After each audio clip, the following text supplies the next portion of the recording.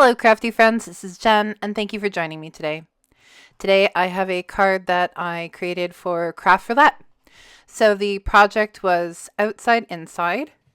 The colors that we needed to use were tulips. The element was festival, and the random was checks. So if you don't know what Craft Roulette is, it's a live YouTube channel that airs every Friday night, and then they do a follow up on Tuesdays as well.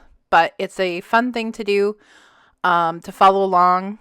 They have several different craft people on, such as Karen Burniston or Gina K, and different companies come on, and then they make a card based on random choices on the wheel. So this week I decided, when I seen the element was festival, it made me think back to a fireworks festival that happened in Toronto, which is a major city near where I live. And it was called the Festival of Lights, and it was a fireworks, giant fireworks display that was done to music. So I decided to try out using Distress Oxide Ink on black cardstock, which is what I'm doing here. And I decided to use the Spellbinders Vista window and Botanical Solarium dies to create the inside portion of the card. So it's like you're inside the house looking out the window at this fireworks display. So I started with the Kitsch Flamingo, and then I'm using the squeezed lemonade to go along with it. And I couldn't believe how well the Distress ink worked with the black cardstock. And for the fireworks stamps, I'm using My Favorite Things, Festive Fireworks. I had a fireworks stamp set from them years ago, but I wanted to use this one. They were a little bit bigger, so it looked a little more elaborate. And here I'm just trying to decide what firework I want to use next. And there's so many different ones. And the great part about this stamp set is that they are circled so you know which stamps go with which. And then there's several little stamps that are just little stamps on their own that you can add as well. So we're going to use the Wilted Violet and Peacock Feathers for this next stamp. Now what I do is I stamped, and then I pushed it down and then stamped, but the last, and I had to stamp it about 3 times for each firework. But with the last one, I just lightly pushed down on the Misty so that it absorbed more ink onto the black cardstock. And now I'm using the Wilted Violet. So I'm not pushing hard on that last one, and then I found that it became more vibrant. Like, not so much ink was kind of pushed, it was just lightly tapped, and then it stayed more colorful that way. If that makes any sense, and I'm very sorry if it doesn't. So I'm using this bigger one, and I'm just trying to make sure that, you know, all these fireworks are going to show up behind this window. Now I just used a black cardstock. It's heavyweight, 110 pound. And this is just the black cardstock that I got from Michael's. I think you can get like 100 pack of this 110 pound cardstock. So I went in with the mustard seed color for Distress ink for this one. And also this stamp set has, I don't know if you can see it, but there's like little pointers on each stamp. So you could line them up if you wanted to so that they are straight. And this is Picked Raspberry. And then there'll be one final little centerpiece, and I went in with Twisted Citron with this one.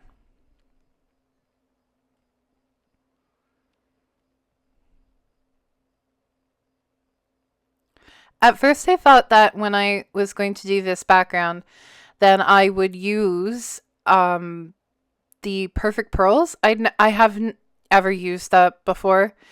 And my local Michael's didn't have Perfect Pearls, but they did have some of their own brand recollections of the like powder.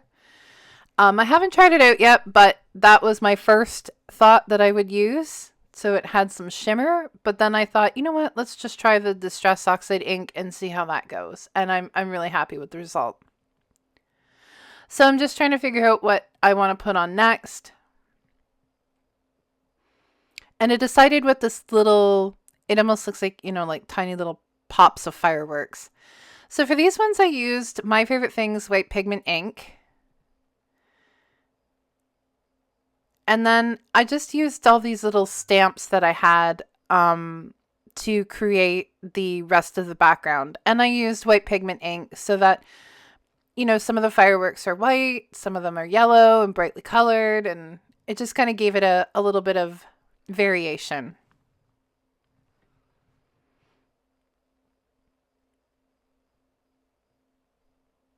Now, some of these are going to be cut out because of the window, but at least it, you know, some of it will show up, so it kind of looks like, you know, oh wow, look at all the pretty fireworks. And as I went along, I did keep doing that where I checked to make sure that, you know, what I'm doing can be seen at the window. And I just used my little craft block here to add, it's like little stars almost. That's what it looked like. And I'm just going around, placing them wherever I thought needed some filling in. And then I decided that it needed a little more color, and I really, really like the peacock feathers. So I went in with more peacock feathers to add just a little bit more color to the background.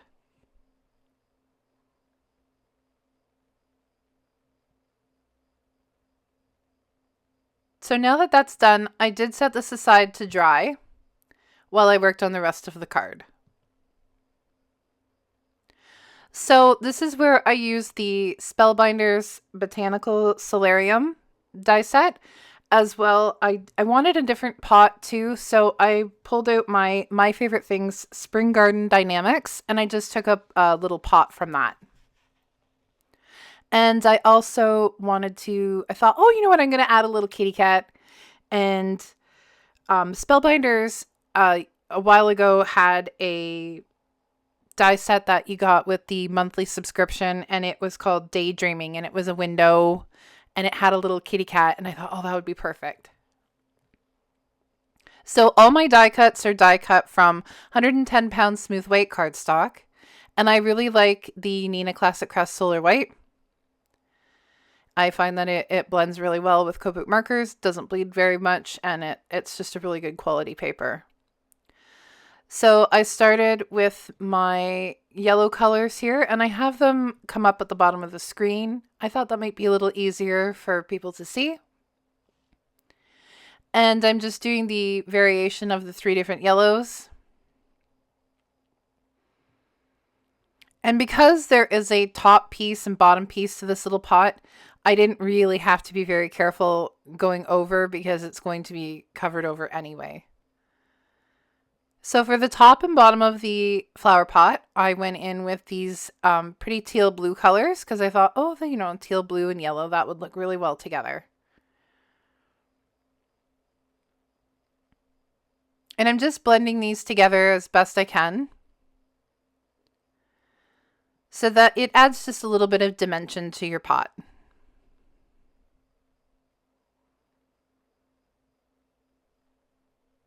I really do like coloring my die cuts. I just find it adds just that little bit extra to your cards. I know it's very time consuming, and if you don't enjoy coloring, then it's easier just to die cut different colors, but I really do enjoy coloring, so it's my therapy. So I'm just pressing these down, and I use Lineco Neutral pH adhesive, and I have that really great fine tip bottle. Both you can get through Karen Burniston at karenburniston.com. And I do list all of the products that I use in my cards in the description below. So here I'm just adding a little bit of shine to the pot using a size 10 white jelly pen. And now I'm going to create the plant.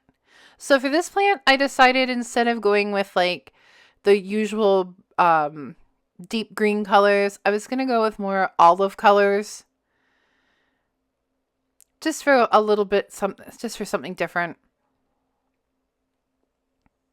And I'm not overly blending all this, but when I get in with the lightest color, that's when I really do the blending.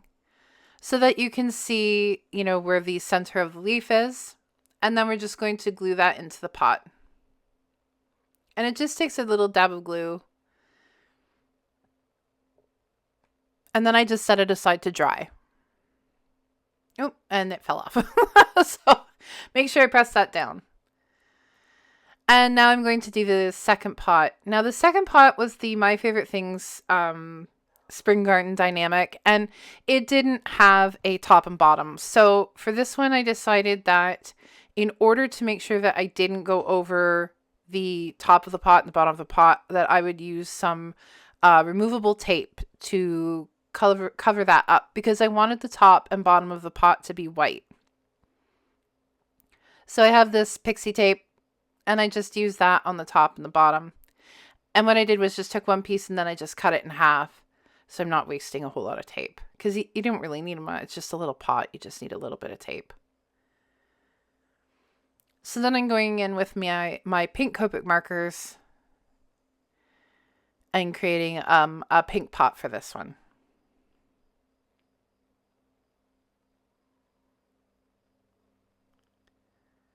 And like I said, I have added the colors below in the bottom left-hand corner of the screen, just so that you can see the colors that I'm using. Sometimes I forget to put the lids down. And I went in with R81, but I didn't like it. It was too bright, so I went in with the R20, and then I like that color combination. And now that I have that done, I can go in and just give a little bit of detail to the top and bottom part of the pot. And I just did that with the neutral gray color. So now I'm going to color this plant. And I decided to do one part would be darker and then one part would be lighter, so that it looked like that the darker plant was in the background to give it some depth. And then the plant piece that would be near the front is the lighter piece. And this just gives the idea that it's, you know, almost like three-dimensional.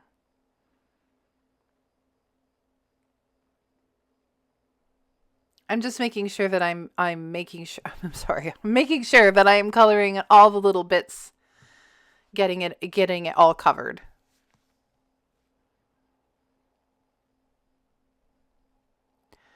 And then I'm going in with a light green, the YG25.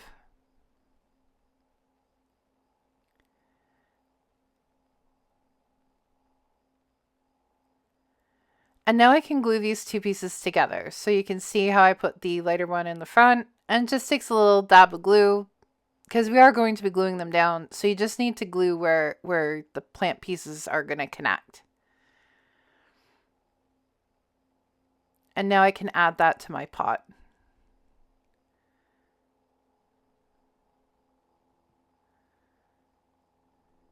And then that's all done. So now I'm going to create the little shelf that the plants are going to sit on.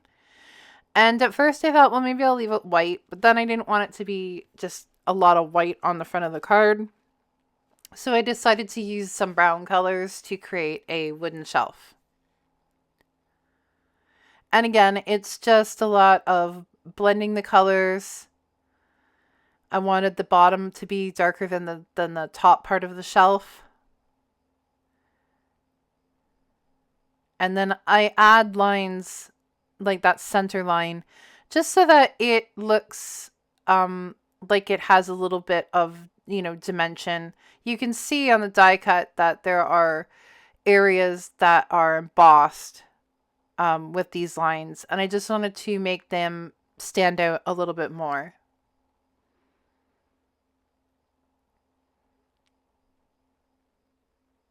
And then I'm just blending it in with the lightest color here.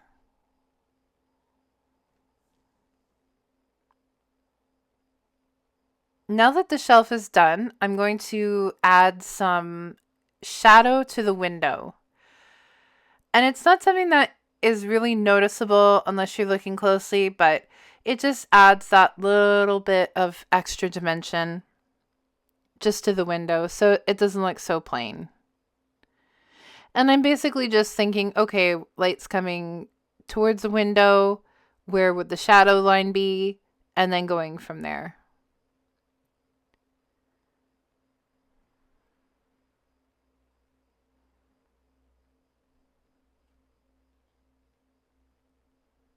And this isn't something that you have to do, but I just like to do that. I also use a colorless blender to go in to soften that up so that it does look more like a shadow than it does just a bold color.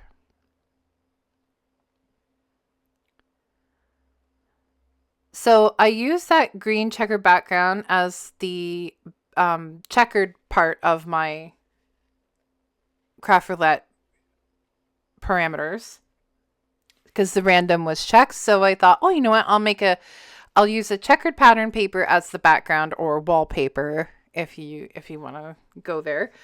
So that included my random part. And here I'm just coloring the little black cat. And I made him black in honor of my friend's little cat named Lando. He's the most adorable black cat.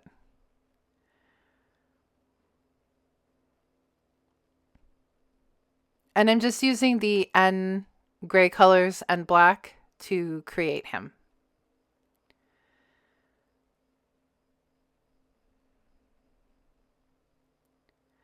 And then to put this together, it's just a little dab of glue on that little circular area, and then add the cat's head, and then just place the tail. And you can place the tail wherever you want. There's actually 2 different tails too, if you wanted to make 2 different cats.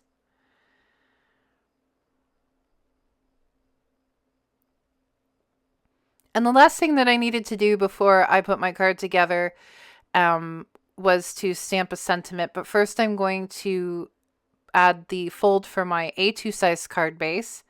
And again, for this, I used the heavyweight Nina Classic Crest 110 pound cardstock.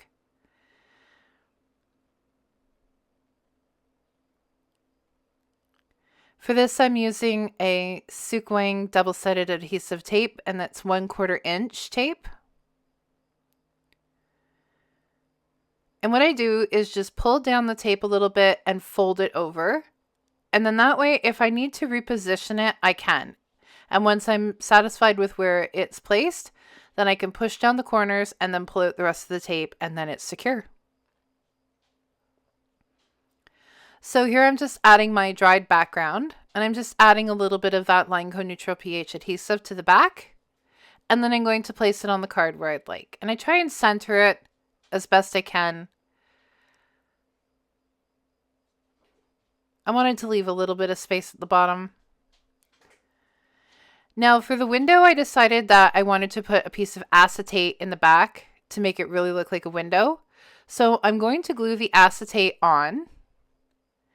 And then what I want to do is add foam tape to the back of the acetate. And then this just pops the window out just a little bit. I didn't use very thick foam tape. It's just Scotch foam tape. It's not very thick, but it's just enough to make that window pop out. For the sides, I did cut pieces and then cut them in half.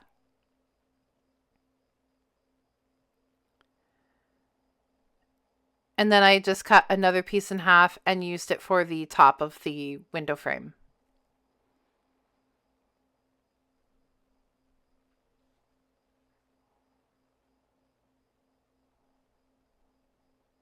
And I really like this foam tape. It's easy to maneuver. So if you have an arch like at the top of that window frame, it will move to fit that arch. And I'll just trim the excess, and then we'll place the window onto the card. Now, as you can see, the Distress ink did dry, and it's not as bright as it was, but it still looks really good. At least I think so. So I was going to put the shelf on, then I was like, oh, wait, I got to stamp a sentiment. Because there's not a whole lot of room at the bottom. So I pulled out Spellbinders Sending Sunshine Sentiment stamp set. And I used a little stamp from that. And I used Versamark ink and then white embossing powder to make this. And I really apologize for my my head in the way. I promise it's not there for long. So it kept moving, and I have this really great repositionable tape that I use. It's like little dots. And that kept it in place after that. I just used Simon Says Stamps, the little powder for embossing. That little brush is so great.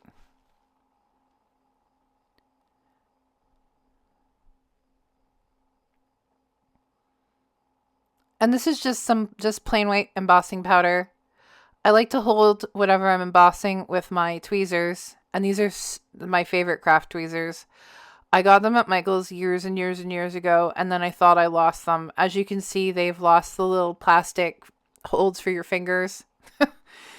I did buy another pair off Amazon, but they just weren't as good as this. And then I found them again, so I was so happy. Now I have 2 pairs. So I'm just going to place that little shelf on.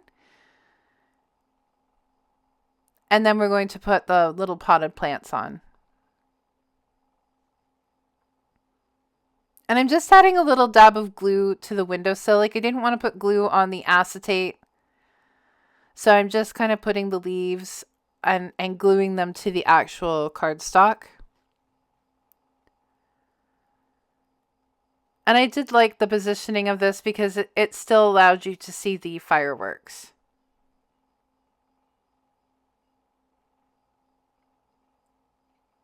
Now for that branch, I did add glue all the way up because it does go along the side of the window. And the nice part is too, is if you want to reposition the plant leaves, you can. They're pretty flexible. And I also die cut this little watering can out of silver. It was just like a matte silver cardstock that I had.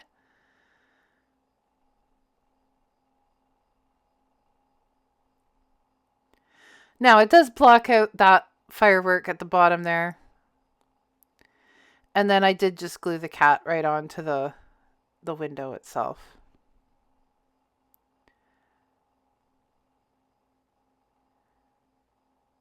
I did have to hold that down for a little bit and then clear any extra glue. And there we go, we're all done. So I definitely recommend trying Distress Oxide Ink to make a firework display background or any kind of background on black cardstock. Thank you so much for joining me today. Have a great day.